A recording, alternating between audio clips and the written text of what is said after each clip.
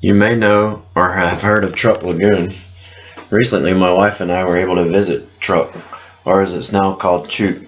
I made this video to serve as a guide for visiting and diving in Chuuk. My wife and I attended a brief that was presented at our local dive shop. And the brief really helped out with our trip, so I created this guide to share what we learned in the brief from our trip. I learned to dive off the coast of Georgia and Florida, both of which have many wrecks to explore. Many of these wrecks were intentionally sunk to create reefs. A few were even sunk during World War II. Diving on wrecks all the time, I would ask other divers where the best place for wreck diving was. The answer that I was told the most often was Truk Lagoon. However, it was a remote location in the Pacific. Fast forward, and my family moved to Guam. Truk was now within reach, so we set up a trip to do some wreck diving in Chuuk. We were able to do 11 dives on our trip.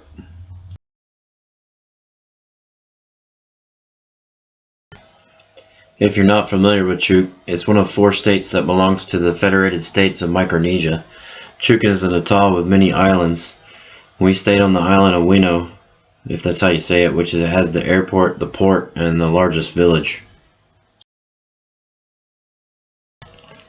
I read somewhere that Operation Hailstone is a forgotten battle of the Pacific War because American forces did not land and capture the islands from the Japanese in World War II.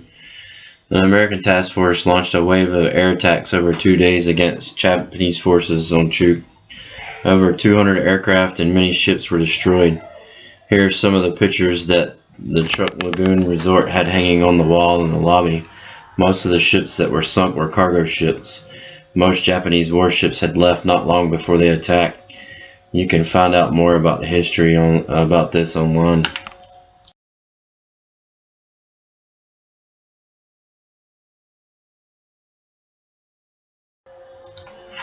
The choice of where to stay in Chuuk included the Blue Lagoon Resort and where we stayed, and the Truck Stop Hotel, both of which are the 2 resorts on land that you can stay at. There are also 3 liveaboard dive boats that operate. The first here is the Thorfinn, which is the oldest boat. She usually stays in this position and sends out tenders. The next boat is the Odyssey, which moves around and goes to different dive sites. This one's over the Fujikawa at the time of the picture. The newest ship is the Truck Master, which you see here over one of the wrecks. We took a United flight from Guam that just took under 3 hours to make it. Once we descended for landing, the atoll came into view. The international airport is very basic, as you can see how we disembarked the United flight. Once we made it through customs, a van from the resort was there to pick us up. Later in the guide, I will go over the steps to take for checking in at the airport when you go to fly out. What do you need to bring? You need to bring everything to be almost self-sufficient. Chuuk does not have much, and things can be hard to acquire. It was like one level above camping. To start, bring cash. Chuuk uses American currency. We did not see any ATMs at the airport or the Blue Lagoon Resort. From what we were told, there's not that many. Some places do take cards. It was recommended to us to pay for certain things with cash. First, you will need 50 per diver for the dive permit. The local dive shop that you use should collect this. You will then need $40 per diver when you return to the airport to leave. It's good to have extra cash as well to tip your boat crew for general spending and some food. We took around $700. At the end of the trip, and not having any issues, I used our remaining cash to pay for items charged to the room to reduce what was going to be charged to our card. You need to bring your IDs and such. You will need your passport for the flight and to enter and leave the state. We did not need a visa, but a few nationalities are required to get one before they can go to Chuuk. You'll want your dive log and your certification cards. We took all of our gear except weights and tanks, of course. We had some backup gear just in case. The dive shop does have stuff to rent if needed. We packed our regulators, computers, masks, and such in our carry-ons. And then our dive knives, BCs, and other stuff like that went into our check luggage. I dove in shorts with a rash guard top. My wife used a skin as a rash guard.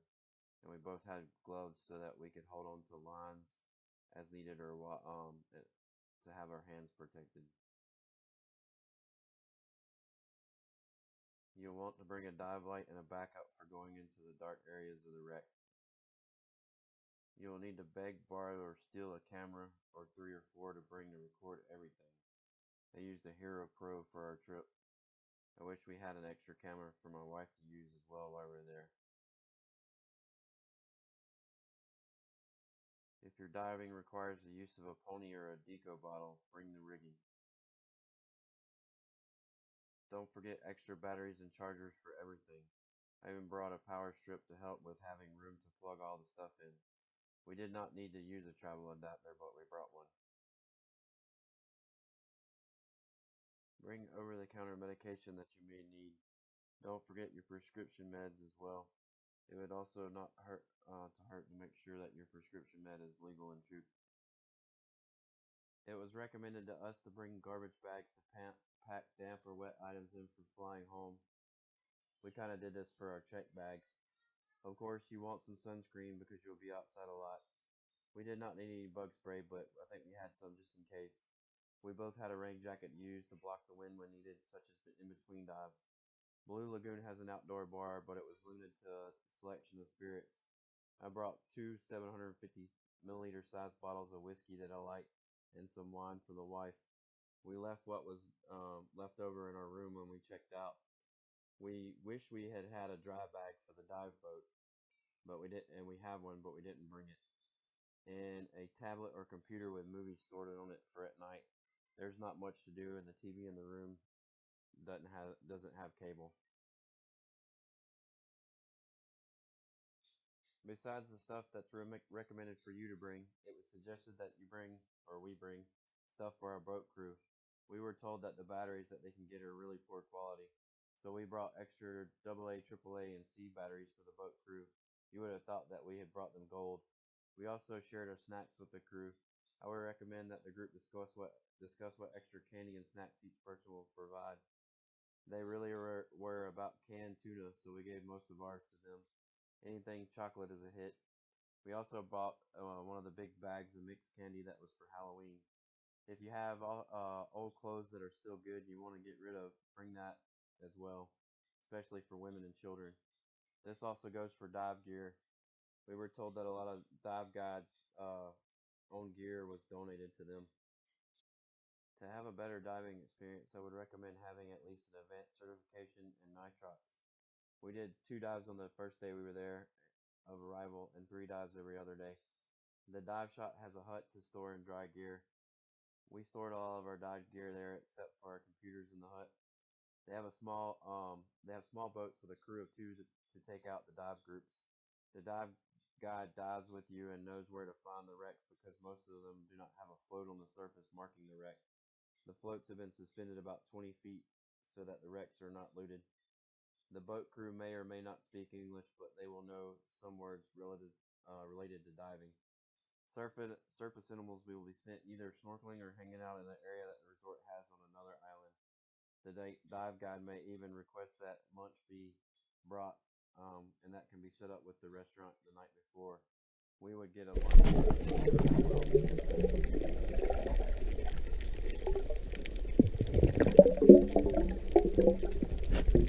information about staying in Chuuk and staying at the resort.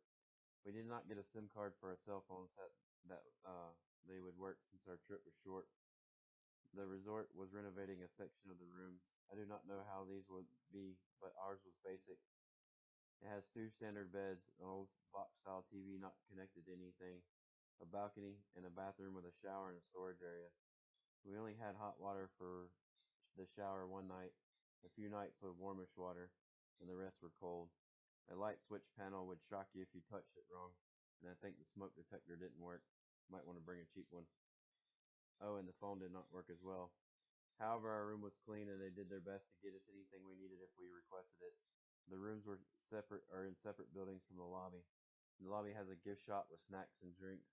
A restaurant is part of this as well. The selection of food was awesome and had dishes from every part of the world. We ate either American or a local style. The resort has an outdoor bar where everyone tends to hang out. The lobby and the bar were the only two spots to get Wi-Fi when it was working. I heard that they are trying to extend it to the rooms.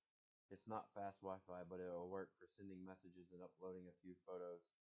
The bar has a limited selection of beer and spirits. Other things to mention include that the power goes out often and there's not much to do other than to hang out and watch the sunsets while at the bar.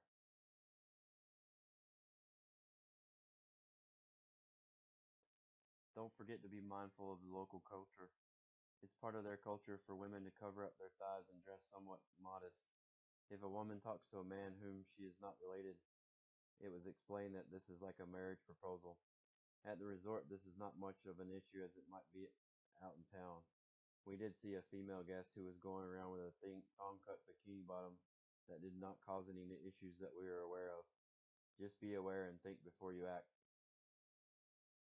The resort has two small islands that you can go stay on, Jeep Island and Fonomu Island. We stayed on Fonomu our last night, which was like glamping. It had a hut to sleep in, a shower room, and a bathroom, both of which had a 55-gallon barrel of collected rainwater to carry out use of the facilities. You can snorkel there and if arranged shore dive, I believe. Our boat crew took us and picked us up from the island. It has a caretaker that stays for a period of time, and the resort sends two other staff to help while you are there to cook food and all.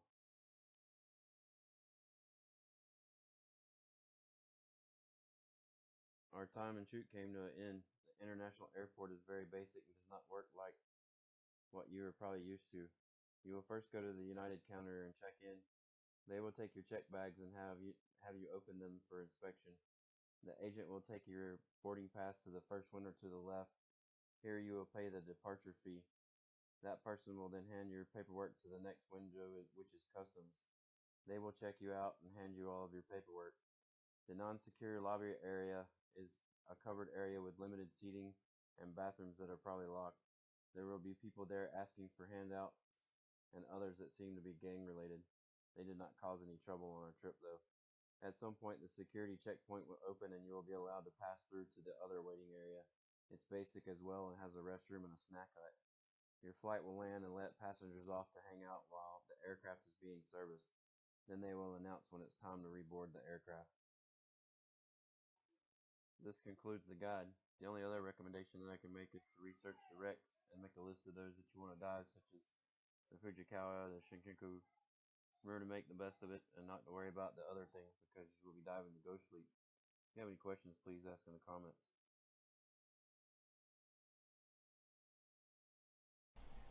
Thanks for watching. Keep an eye out for the dive videos of the 11 wrecks that we did. Please like and subscribe. Later.